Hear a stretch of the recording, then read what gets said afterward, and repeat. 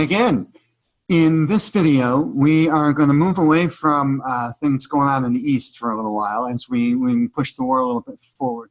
And I kind of want to spend this video bouncing around to both halves of the war, really, both theaters of the war. We haven't been to the West in a while. And we also do need to catch up on what's going on out in the East in early 1863. And so just one of our rare chances to really try to step back and look at the whole scope of the war for a little while. And when we do that, I want to start off, like I said, by going out to the West, the Western Theater, as it's called. We've been here before. You've seen this map before. You might recall talking about some of the early struggles in Tennessee where General Grant was trying to take these forts up here in Shiloh and things like that. You remember the overall goal here was control of the Mississippi River. That's the ultimate struggle in the Western Theater. And I just wanted to take a look and see how things are going out there for a little while. And then we'll pop back to the East and see what's going on there. And we'll just start to jump around a little bit and give you guys a chance to see some of the bits and pieces before we get to the midpoint of the war here. One thing I want you guys to take a look at on this map is you see the city of Corinth way up in northern Mississippi. And we've seen that before as kind of a staging area for the Confederates before a few earlier battles.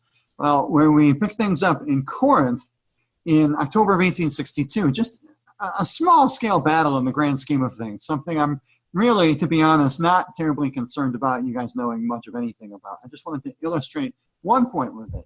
Actually, 2 points. Two things I want to take away from this. One is it gives you the chance to introduce someone to you who you will see a little bit as we spend some time in the Western Theater in the middle of the war. And that's the general in the lower right-hand corner here. His name is William Rosecrans. He's a Union general for the North. We'll see him a few times.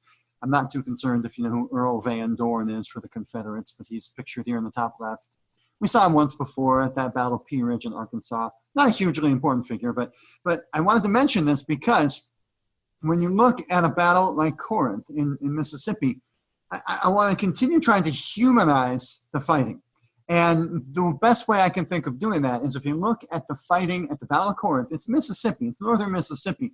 So even though it's October, it was brutally hot. Now, I don't know if you guys know what a Civil War uniform was made of. They were made of wool. And we're talking long pants, a jacket over a long sleeve shirt.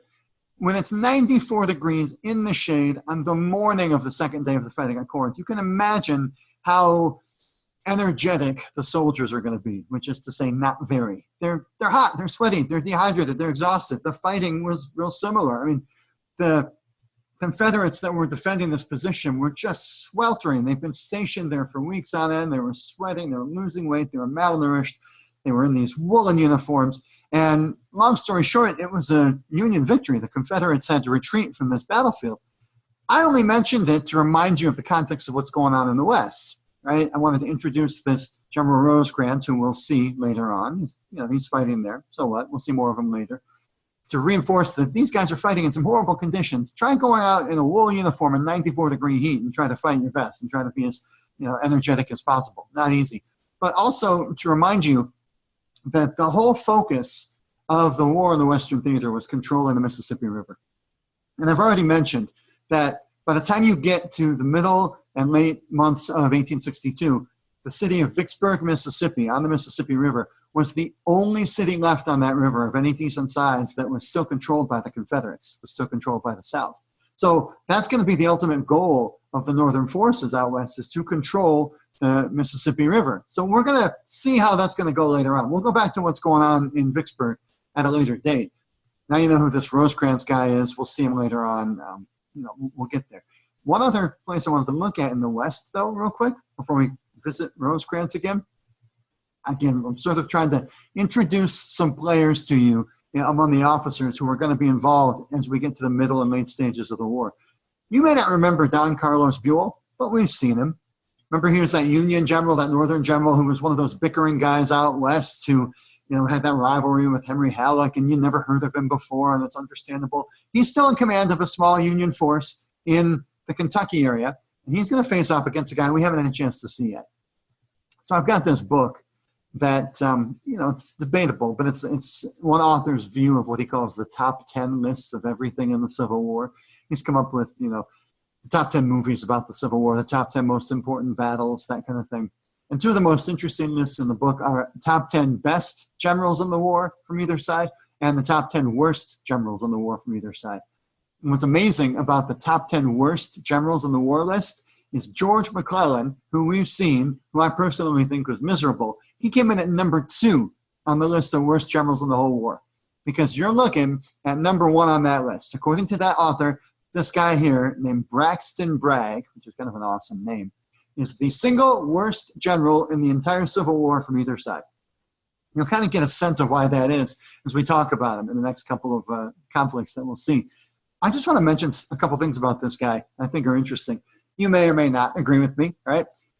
Braxton Bragg is a Southern general. He's a product of his environment. This is a guy whose mother was so racist that when she was pregnant with little Braxton, she was walking down the street and a black man approached her and refused to give her the deference and submission that she expected from a black man. She said he was acting bigoty toward her. So she stabbed him in broad daylight in the street, spent some time in prison while she was pregnant with little Braxton. So he was raised that way.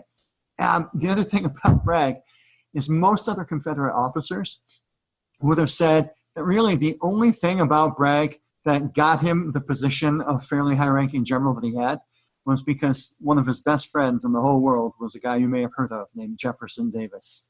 So he's friends with the president of the Confederacy, and there's theories that that's why he was a high-ranking general. Bottom line, though, 2 pretty mediocre officers are going to face off in Kentucky, and another thing going on in late 1862 that, again, is going to set the stage for bigger conflicts later in the war. So I want to go to Kentucky with you guys for a bit and see what's going on with these 2 men.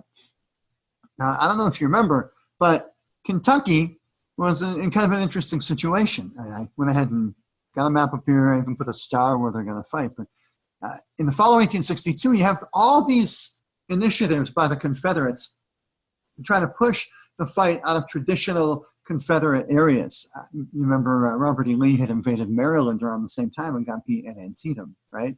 We just saw Earl Van Dorn try to push north out of Mississippi. And so here you've got Braxton Bragg being pushed into Kentucky. Well, I don't know if you remember, Kentucky was kind of caught in the crossfire here. Remember we talked about those border states, right? States like Kentucky and Maryland and Missouri that were slave states but didn't secede. They didn't join the Confederacy. They stayed in the Union officially. So, you know, Jeff Davis and the Confederates realized how important it would be to try to control areas like Kentucky and try to get more of these slave states to enter the fold. So the deal is Don Carlos Buell, the Union general who's trying to defend Kentucky, he's got a lot riding on this. He'd already been accused by President Lincoln of having what Lincoln called a case of the slows and not being a very aggressive general. So these 2 mediocre officers are going to meet at a place in central Kentucky called Perryville. You can see the red star right there in the middle of the state. And it's one of those battles that I think doesn't get a lot of attention, but it really does help you to get a sense of the larger scope of the war. You know, not every battle is as famous as, say, Gettysburg or Bull Run or Antietam, but they're all crucial.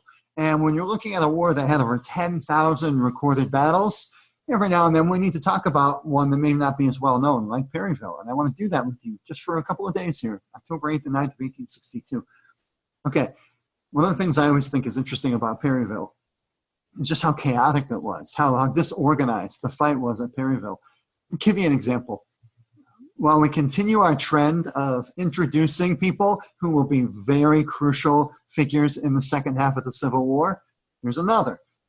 Philip Sheridan was a real short guy, a couple inches over 5 feet tall, had a kind of a high-pitched voice, but he was tough as nails. I think he was compensating for being short and squeaky by being a real tough guy. Like most people, 6 foot tall people were afraid of him. He could beat the heck out of anybody.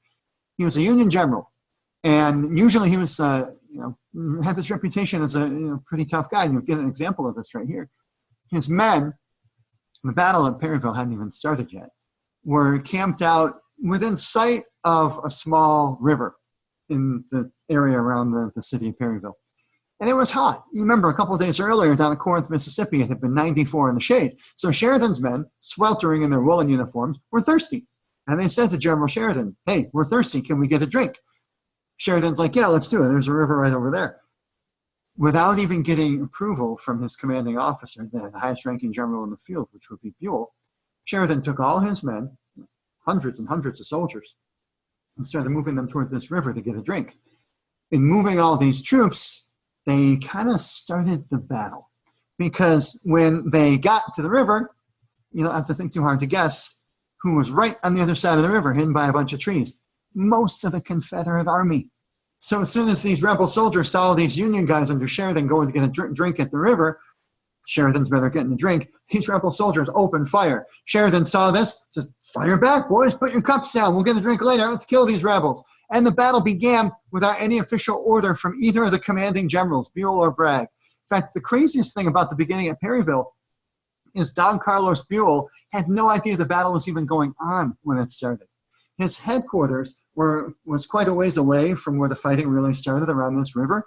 And it was through this weird, atmospheric conditions with like the direction the wind was blowing and whatnot that he couldn't hear the gunfire. The wind was blowing all the sound in the other direction, actually. So he didn't actually know there was fighting until some of the wounded and retreating soldiers started streaming past his headquarters. And it was just insane, this battle at Perryville. Just as one example, I'm assuming you've heard the term friendly fire, where soldiers accidentally kill people on their own side. Let me just give you a taste of it. So take a look at this guy in this picture. I don't care if you know who Leonidas Polk was beyond right now, I swear to you. But if you look at this picture, and I'll admit, it's a black and white photo, so you're just going to have to guess. But take a look at his uniform. It's fairly dark. And just think to yourself, if you think you're looking at a northern general or a southern general, keeping in mind, the North wore blue, the South wore gray, right?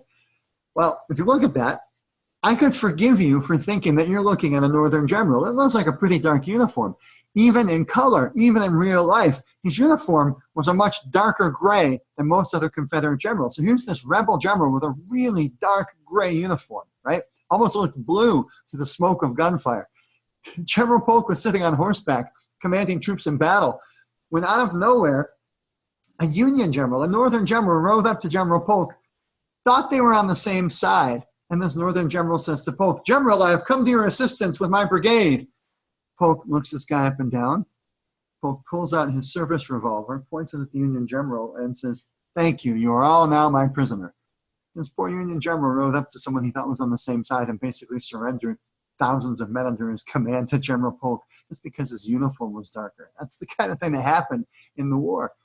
So after, a day or two of crazy fighting, the soldiers woke up on the 9th of October, and Buell, the Union general, was ready for another day of hard fighting. And he looked across the field, and there was no Confederate army. Braxton Bragg had woken up the next morning, said, "The fighting was hard enough yesterday. We can't hold out any longer. Let's go home." And Bragg pulled out of Perryville and all the way out of Kentucky. And it's like history repeating itself, guys. Just a couple weeks earlier, you might remember at the Battle of Antietam, when General Lee had pulled his men out of Antietam, he wasn't chased out. He just woke up in the morning and left, right? At Antietam, General McClellan saw Lee's men leaving and said, "Bye, have fun, that was great," instead of pursuing them and dealing a crippling blow to the army. History repeating itself, guys. Don Carlos Buell woke up on the 9th, says, "Oh, Bragg's army left. Great, good job." Abraham Lincoln, again, was furious. He sent Buell a message, "No, chase him," right? Buell says, "No, we did enough." And, well, history repeats itself. It's the same thing we've seen before. Oh, sorry. Don Carlos Buell, bye-bye. We won't see him anymore.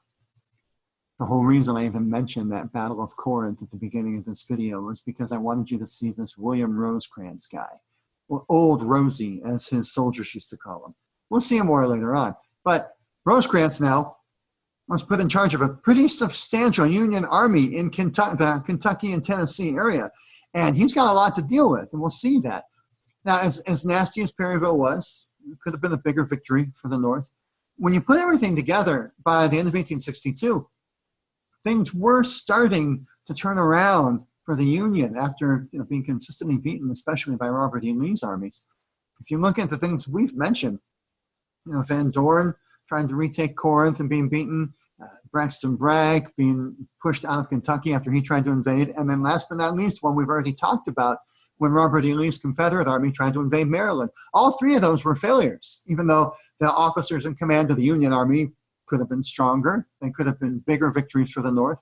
They were Confederate defeats, and it's something to consider as we push forward.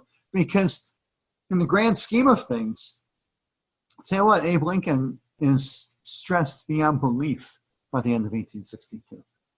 Because, as I've said before, I don't care if you can keep every single Northern general straight or Southern general straight. I will never ask you guys to sit down and write in order all the generals who commanded the Union Army of the Potomac in the East.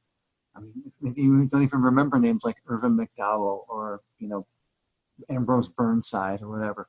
But Lincoln had a heck of a time finding a really competent general in the East. And so the fact was, aside from, Antietam, which, as we said, could have been a much bigger Northern victory, Robert E. Lee was consistently winning battles in the East.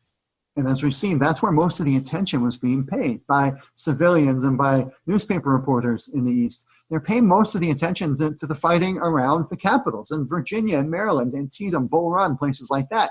And the Confederates were consistently winning. So out East, it's not looking great for the North. Abraham Lincoln, if he wants to turn the tide of this war by the end of 1862, has to put a lot of pressure on two men out West. You got William Rosecrans, who has this force in Kentucky and Tennessee. We'll see again. And then you've got good old Ulysses S. Grant, who's been doing pretty well. And Lincoln's going to give Grant the push to try to go after Vicksburg, that one last Confederate stronghold on the Mississippi. We'll see that later. But for now, I want to take a look at what's going on with Rosecrans, with Old Rosie, as they call him, out in Tennessee and Kentucky. And take a look at these guys for a little bit. There's a town in Tennessee with an awesome name, Murfreesboro. It's just fun to say. I actually have friends who live there. And there's going to be a major conflict in Murfreesboro, Tennessee, even before 1862 was over. Again, seems like we got parallels east to west again, because, back east, remember Ambrose Burnside fighting at Fredericksburg in December 1862, even though he probably should have waited. You're going to see fighting in December 1862 in Tennessee as well. So here's where we stand. All right. Rosecrans, taking over the army in Perryville, Kentucky, is pushing his way south into Tennessee. Lincoln's pressuring him to get the whole state under Union control. And he's got about 82,000 men. I don't care if you know that number. I just wanted to give you an illustration of how many men Rosecrans has under his command. And he's pushing towards Tennessee. And it's December. Some people thought, oh, we won't fight till spring. Not so fast. Because that Christmas, Braxton Bragg and his good pal, Confederate President Jefferson Davis, got together for Christmas. Jeff Davis came out to Bragg's army's encampment in Tennessee to have Christmas dinner with him. And these old friends reminisced and hung out for a while.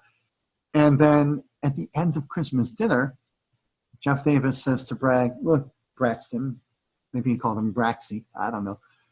I got some bad news for you. You know how you have all these troops under your command, Braxton? Yeah, I need a couple thousand of them. I'm going to take a couple thousand of your troops away from you in January, and I'm going to put them on trains bound for Vicksburg, Mississippi, because Vicksburg had to be defended at all costs. Davis knew how important it was to hold on to Vicksburg, Mississippi for the Confederates. So he tells Bragg, look, you got a couple weeks, and I'm going to put the paperwork through, and you're going to lose a couple thousand men. Bragg says, but this is terrible, because I suck already. No, he didn't really say that. But Bragg knows, oh my God, I'm going to lose a couple thousand men, and I've got Rosecrans marching through Tennessee heading my way. If I don't engage Rosecrans in battle now with the full strength of my army, I'm toast if Rosecrans fights me after I lose these thousands of men to Vicksburg.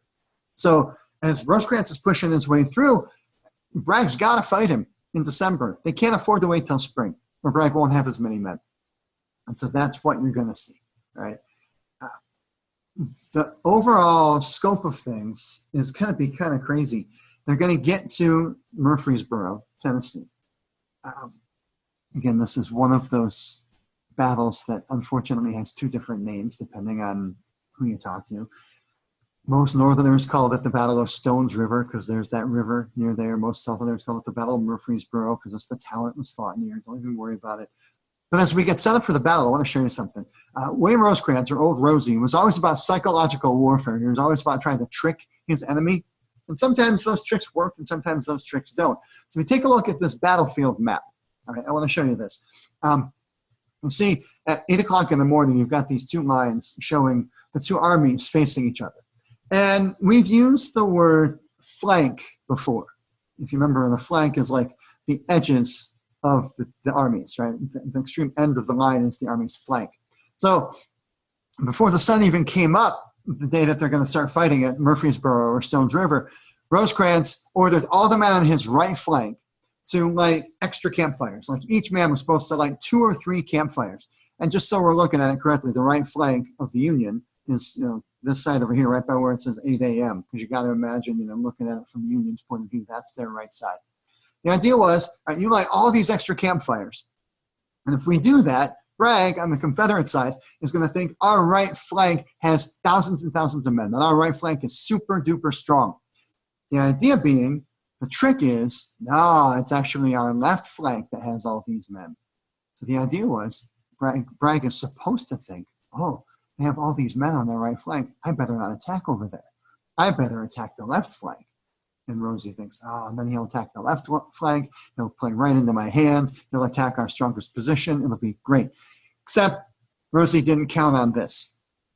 Braxton Bragg took a look at all those extra campfires on the Union side, and he says, my God, they have so many men over there.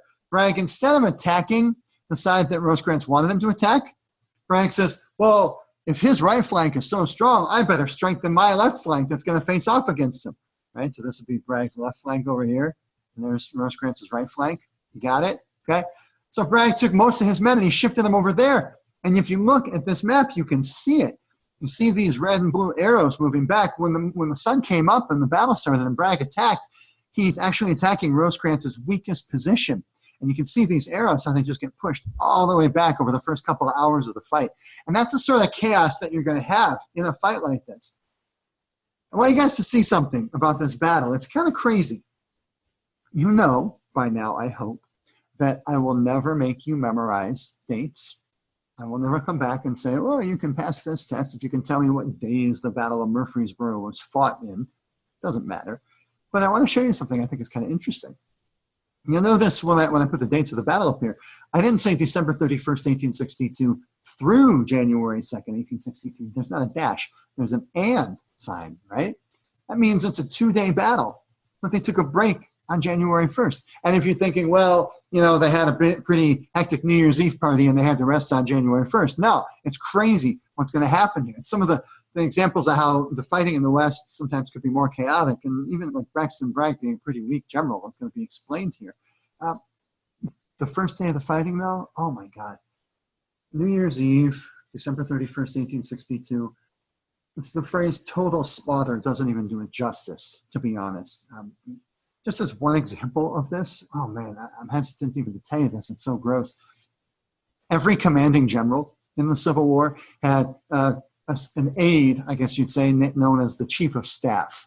You know, an officer whose whole job is to take down orders from the general in command and make sure that those orders get sent by messengers to all the right officers at different parts of the battlefield so that the general in command's orders are all followed and everything plays out strategically. So while the chaos of the battle is going on December 31st, Rosecrans, old Rosie, is sitting on horseback and he's barking out orders to his chief of staff. And his chief of staff is standing there with pen and paper, and he's taking all these orders down. Yes, sir, I'll get these orders off right away. And all of a sudden, while Rosecrans is barking out orders, and Rosecrans is looking out in the field while he's doing this, his chief of staff got real quiet. There was no yes, sir, coming from the chief of staff anymore, because a cannonball had come out of nowhere and decapitated Rosecrans' chief of staff. This is insane. Took his head clean off. Bleh. That's the thick of battle. Rosecrans can't just go, oh, time out, my chief of staff, sir. No, somebody else come off the bench. You can't do that in the middle of the battle. But this is the kind of chaos going on. This cannonball almost hit the general in command of the Union Army. It's just nuts. But the war goes on, right? Rosecrans has to keep commanding the troops, and through this whole day, it's brutality on both sides. Nobody was retreating necessarily, but it's a horrible first day of the fighting. What's crazy is there's no actual fighting on January 1st at all. It's just nuts because on the first day of January, Braxton Bragg woke up and he looks across the field and he sees what he thinks is the Union Army retreating. He sees a whole bunch of men in blue walking away from the battlefield. Now, even if that was what happened, if the Union Army really was retreating, you might think, well, hey, Bragg, maybe you should chase him. Well, of course, Braxton Bragg's not a decent general. He's going to stand there and watch. Here's what gets me. This is what was actually happening on January 1st. The Union wasn't retreating.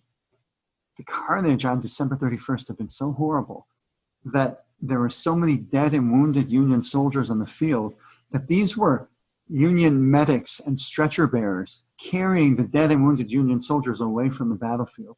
And they had so many numbers of dead and wounded that it almost looked to somebody a ways away, like Bragg was, like a retreating army walking away from the field.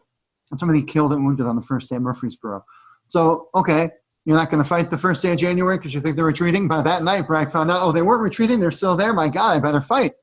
The next day, Bragg wakes up and says, well, they're still there. We should probably attack them. The Union soldiers who hadn't been killed or wounded on the first day of the fighting at Murfreesboro were totally ready for this attack. They just slaughtered the Confederates.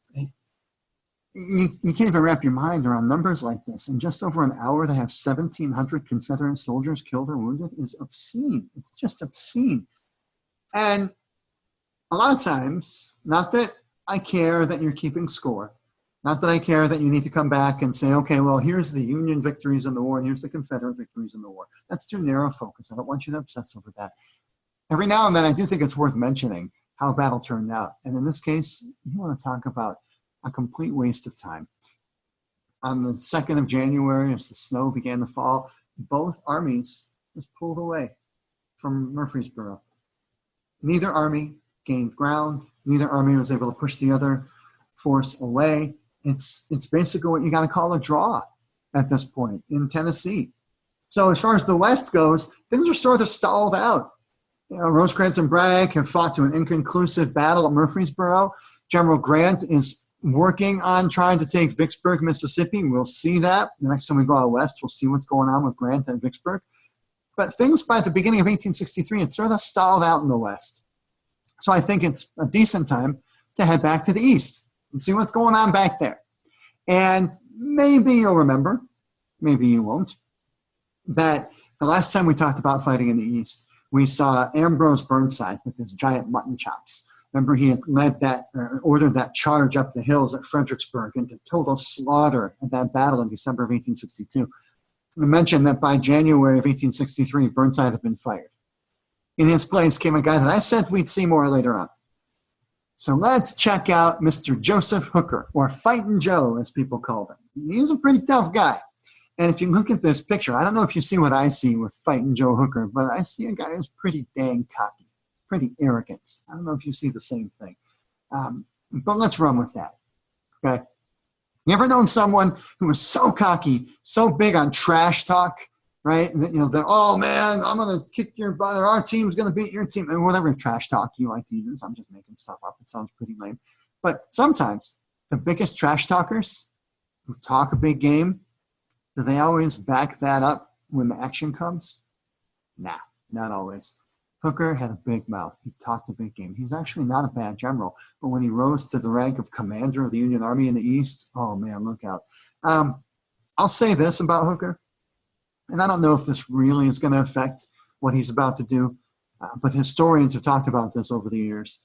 Hooker, before he became commander of the Union Army of the Potomac, was a pretty heavy drinker, just saying. And he decided that if he was really going to be a decent commander of the full Union Army in the East, he was going to have to get rid of alcohol. So he quit drinking cold turkey. And I'm not saying that someone should drink, but quitting cold turkey can lead to withdrawal symptoms. It can lead to a lot of physical discomfort. And there's some people who say Hooker wasn't necessarily in his best frame of mind in early 1863 when he was going to fight against Robert E. Lee. So I'll leave you guys to judge that.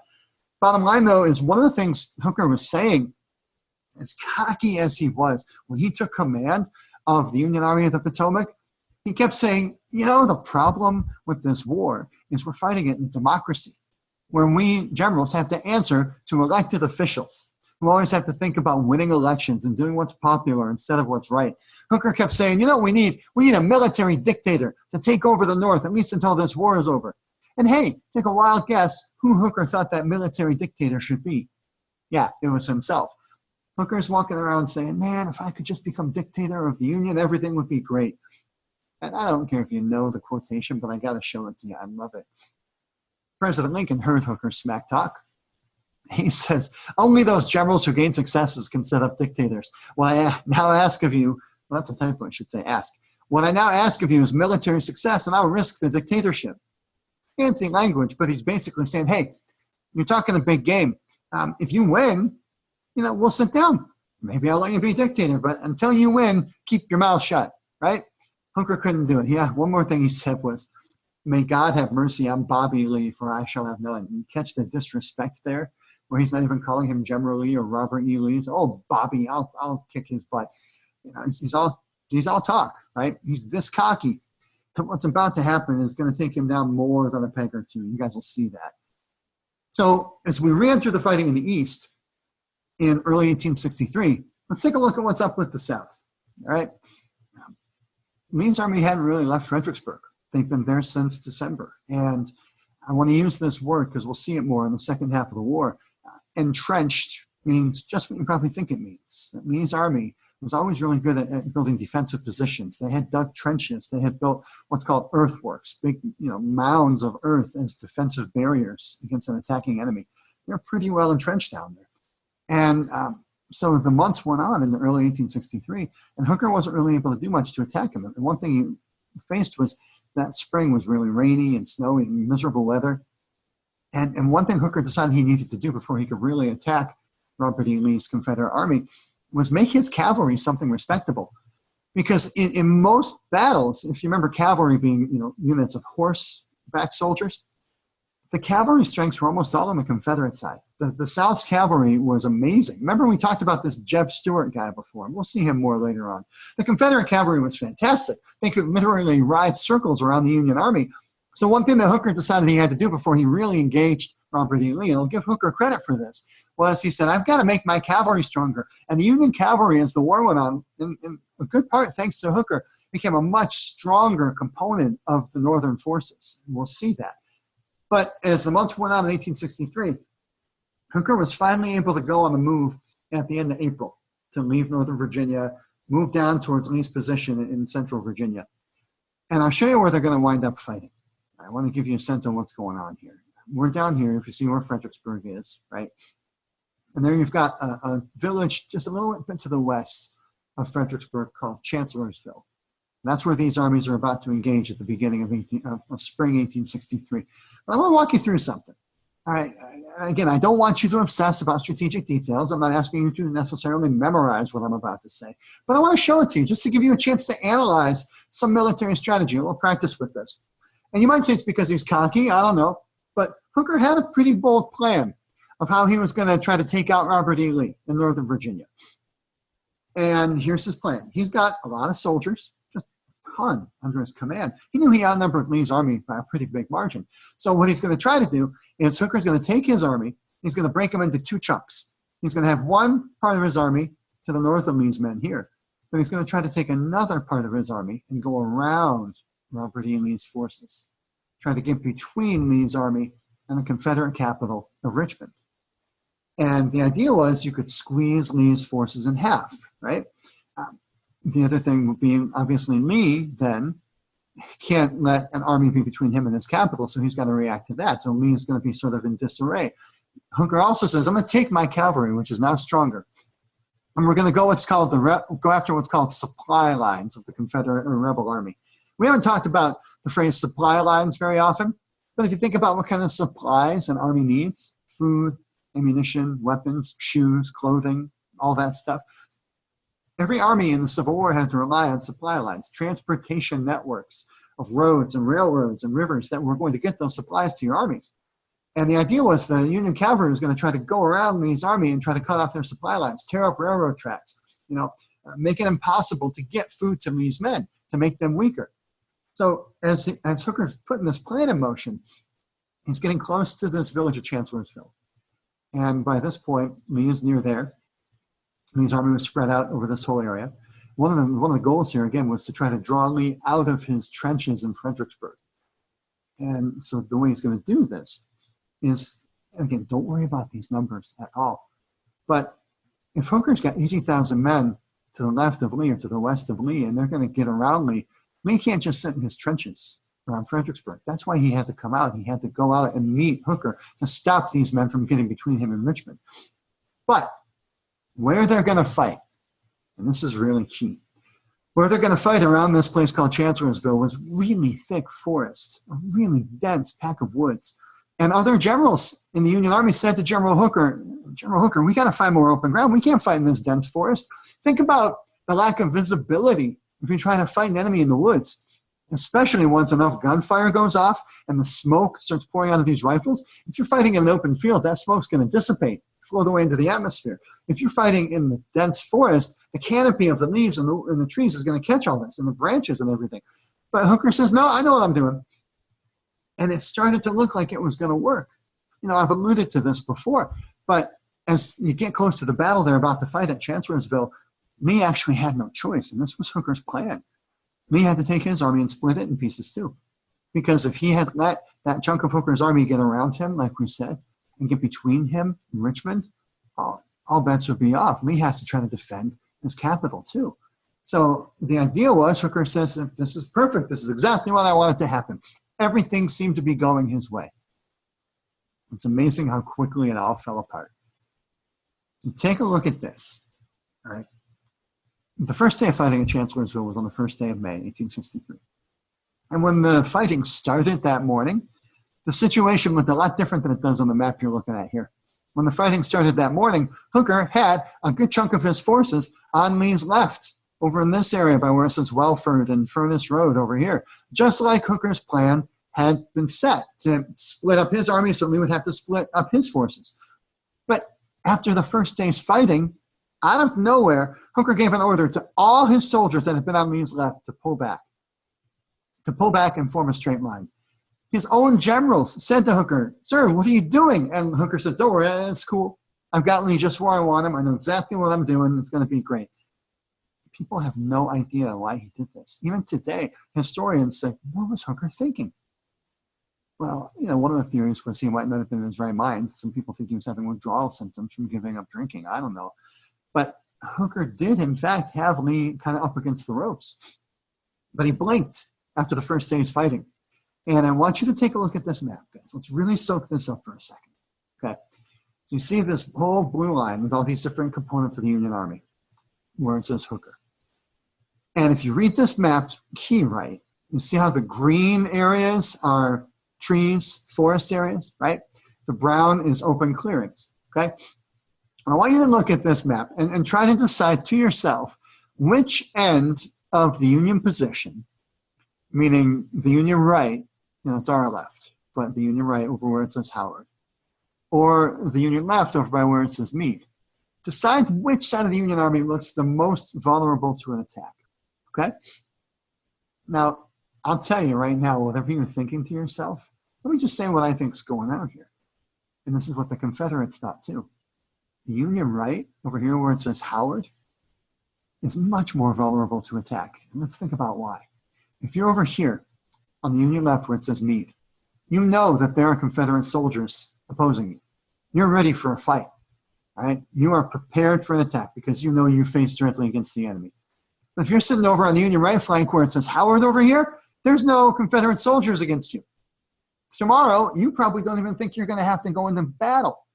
You're probably a little more relaxed. Plus, you know, you're sitting in this clearing and there's all this thick forest around you. You might not be able to see much. So the night of May 1st, Jeb Stuart's Confederate cavalry had ridden out and scoped out all this territory. They presented basically the map you're looking at here to General Lee. And Lee and Stonewall Jackson sat around a campfire on the night of May 1st. And they took a look at that map. And Jackson said, General Lee, the Union right is vulnerable. The Union right is vulnerable to an attack. Jackson requested permission to do exactly what he's going to do. The next day, he's going to march out and attack that vulnerable Union right position. And it's an attack that goes down as a legend in the South. And I want to take a look at it. Check this map out. It's a little blurry. Okay. 8 o'clock in the morning, second day of fighting at Chancellorsville, Jackson took his men, and they started marching through this forest. And their goal, obviously, is to attack the right flank of the Union Army. or R left on this map, right? They took their time. They were in no hurry. They wanted to have a sneak attack on the Union forces.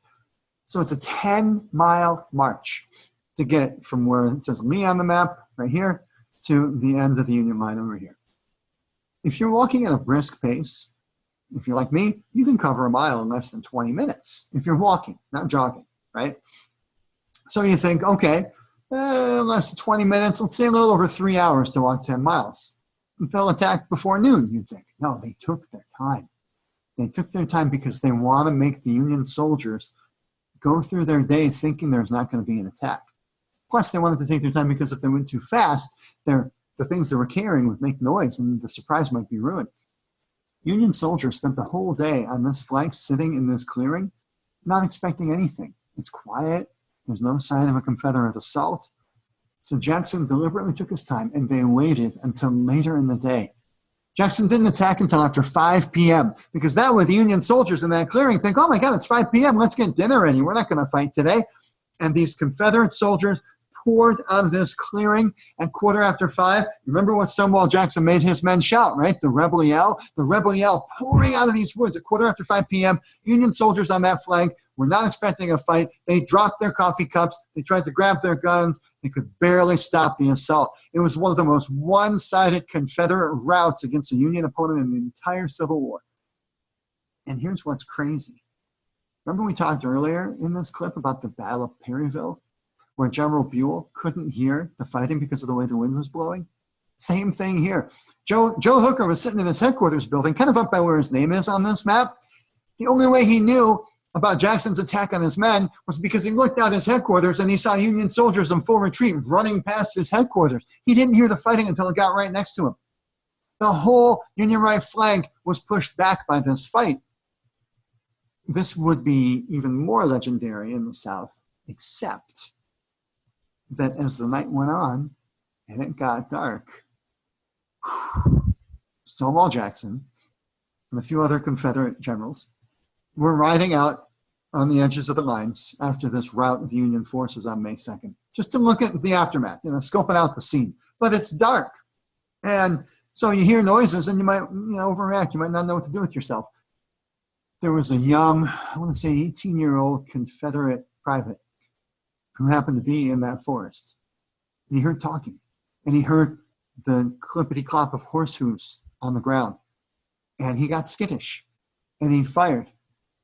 He fired into the cluster of Confederate generals on horseback, and one of the other Confederate generals shouted, "Stop, you're firing into your own troops." It was too late. Stonewall Jackson was shot by one of his own men. A couple of his own men actually opened fire on him. But one of the bullets hit Jackson in the left shoulder, knocked him clean off his horse. Medics had to take Jackson away from the field, and it's horrible. As they were carrying him away, it was dark out, remember? One of them, people carrying Jackson on the stretcher, tripped on a tree root or something, and they dropped Jackson on the ground, right where there happened to be a real jagged rock sticking up out of the earth. And that jagged rock sliced right into the artery in Jackson's left shoulder that had already been hit by the bullet, and he started bleeding even more profusely. And they carried him away, got him to a house, and he's starting to recuperate. And we'll hold on and see what happens with Stonewall in a second, but the battle couldn't stop. It's just like when William Rosecrans, chief of staff, got decapitated at Murfreesboro. You can't call a timeout. As much as Robert E. Lee was devastated that Stonewall Jackson had been shot and was wounded, you can't stop fighting. The battle wasn't over. In fact, the next day, this is what's crazy. The Confederate soldiers, under Lee's orders, just bombarded the Union with artillery, with cannon fire. And Hooker was literally almost in shock in his headquarters. In fact, at one point on May 3rd, a cannonball busted through the wall of the building Hooker was using as his headquarters, hit the floorboards, and threw Hooker clean across the room. Hooker lost his hearing for the whole rest of the day. He was just kind of in a daze. Other generals had to try to fight back. I don't care if you know who John Sedgwick is at all, but I'm mentioning it for a reason. The next day's fighting, a couple of Union generals with Hooker just totally out of commission in a daze, a couple of Union generals, including this guy John Sedgwick here, turned things around for a little while. They actually regrouped their men and they started pushing the Confederates back. So it wasn't all done yet, right? The battle was still going on. Here's what's crazy. On the 5th day of May, Joe Hooker called his 5 highest-ranking generals into his headquarters. Hooker got his hearing back, and he sits around with these 5 highest-ranking officers, and he says, all right, we need to decide what we're going to do. Things started off poorly. Sedgwick seems to be holding his own. Let's take a vote. Among 5 generals, do we stay and fight it out, or do we retreat? And historians are pretty sure that Hooker only called this meeting because he expected these generals to vote in favor of a retreat. And then when Hooker gave the order to retreat, he could say, well, my generals supported me in this. He was shocked when these generals voted 3-2 in favor of staying to fight. Hooker sat there, he was dumbfounded. So finally he says, well, my vote counts as 2. I vote to leave. Think about this, guys. Think how cocky Joe Hooker had been when he took command of the Union Army in January of 1863. May God have mercy on Bobby Lee, for I shall have none. And now, in just 5 days of fighting against General Lee, it's gotten to the point where he's been put into shock. He overrode a vote to stay and fight and decided, no, we have to retreat. Most historians say this is Robert E. Lee's single most lopsided victory, mostly because of its effect on the Union High Command. He shook Joe Hooker to his core. And Lee was pretty cocky and confident after this, as anybody would be. And we'll see more later. But there's one thing we got to revisit. Now that the Battle of Chancellorsville is done, you remember a couple of days earlier what happened to poor Stonewall Jackson, right? He got shot in his left arm. Well, first, they thought, okay, he's going to be okay. You know, like most gunshot wounds, amputation is the cure. So they actually had to amputate Stonewall Jackson's left arm. Robert E. Lee, when he got word of this, he said, you know, he has lost his left arm, but I've lost my right, meaning he's my right-hand man kind of thing. But it looked like Stonewall was going to survive. But then complications set in. Sort of connected to the injury, sort of not. Jackson got pneumonia as the days went on. And 8 days after he was shot, happened to be Sunday, May 10th, the doctor that was tending to Jackson says to him, I have to be honest, General Jackson, you will not survive this day. And Stonewall Jackson, being a deeply religious person, said, very well, I've always wished to die on a Sunday. And at the very end, Jackson at first got a little bit frantic, like he sat up bolt upright in bed, and people thought he was still on the battlefield. He was like barking out orders to other generals. And then he got real quiet, and he laid back in his bed and almost whispered his last words, as though he saw some green country that he was heading to. It's kind of poetic that these were his last words. And you want to see a country just in complete mourning. Robert E. Lee, when he got word of this, broke down sobbing in his headquarters. The entire South wore black clothes to mourn Jackson. There were funeral processions all over the South, even though Jackson's body wasn't there. People wondered how the South could go on. And one of the debates we'll have to have is, you know, what happened when Stonewall was killed and what happened to the Confederate Army in the aftermath. Because the fact is, as devastated as the South was, Lee had to press on. And one thing he did was he took a general who we'll see more later, named Richard Ewell. Dick was his nickname, bald dude with a big beard. And Lee put Richard Ewell in charge of Jackson's old troops. And we can debate Richard Ewell's strengths and weaknesses later on when we talk about the next big battle. But the bottom line is, Lee was pretty cocky. He's been consistently beating the Union, with the possible exception of Antietam. So he and Jeff Davis said, let's try this northern invasion thing again. Only this time, no, we're not stopping in Maryland. If you know your U.S. geography, what state is directly north of Maryland? Starts with a P, Pennsylvania. Lee's going all the way there. On the 3rd of June, Lee's army left the Chancellorsville area, started moving north. And here's the kicker. After Chancellorsville, President Lincoln did not fire Joseph Hooker. He was going to give Hooker another chance. But here's the ultimate death of Hooker's arrogance. Hooker himself quit. He didn't get fired as commander of the Army of the Potomac. He said to President Lincoln, I'm not quitting the Army. I just want to be removed as commander of the Union Army of the Potomac. He has to be busted down to a lower rank of general than just, you know, general in command of the full army. He was this shaken up after Chancellorsville. But this is while Robert E. Lee's army was already moving north. So Lincoln's like, oh crap, who the heck am I going to find to command the Union Army to catch Robert E. Lee? He's going to take a guy you've probably never heard of before, which is too bad because he's a crucial figure in the Civil War. Poor George Meade got put in command of the Union Army, and he's got this thankless job of getting his army back together after Chancellorsville and racing north because Robert E. Lee's on his way to Pennsylvania. You got to catch Lee before he can get too far north. We'll see more of George Meade when we talk about the battle that's about to happen. But George Meade, I'll just say he wasn't cocky. He wasn't arrogant like George McClellan. He didn't break down crying when he got the command like Ambrose Burnside. He was just a pretty steady guy. He was a little cranky. His men used to call Meade that damned old goggle-eyed snapping turtle. Not really a term of endearment, right? But Meade's got to catch Lee, and they're going to fight in Pennsylvania. And they're going to fight at, hands down, the most famous battle in the entire Civil War. If you don't already know the name of it, you'll see next time. And we'll see you then.